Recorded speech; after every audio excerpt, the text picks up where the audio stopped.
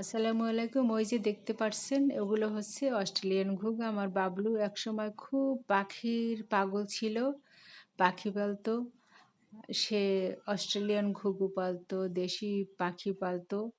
এরা একদিন অভিমান করে খাঁচা থেকে পালিয়ে যায়। পালিয়ে যাওয়ার পরই আমার বাবলু সোনার আশেপাশেই এরা থাকছে, আমার বাবলু সোনাকে সঙ্গ দিচ্ছে। আর আমার বাবলু সোনা প্রথম এদের জন্য বাহির থেকে খাবার এনে খাওয়াতেন। খাওয়াতে খাওয়াতে এরা একদম কাছে আসতো, আমার বাবলু সোনার কাছে আসতো এবং আমার আম্মুর আশেপাশে ঘুরতো। এখনও আসে, কিন্তু কিছুদিন আমার বাবলু সোনা রেসিডেন্সে না থাকার কারণে এরা একদম বুনো হয়ে গেছে, দূরে দূরে থাকে। আর উদাস উদাস ডাক দিয়ে কথা বলে আমাদের সাথে।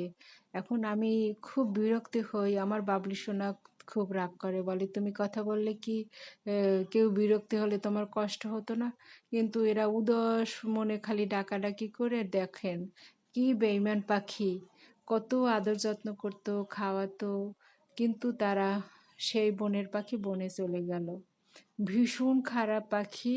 তোমাদের খুবই খারাপ লাগতেছে এখন, কারণ তোমরা এখন খাঁচায় থাকো না। তারপর আমার বাবলু সোনার গাছপালা আছে, বাগান আছে, ওখানে তারা বসবাস করে, বাসা বাঁধে। দেশি ঘুঘু আছে, বিদেশি ঘুঘু আছে, অস্ট্রেলিয়ান ঘুঘু আছে।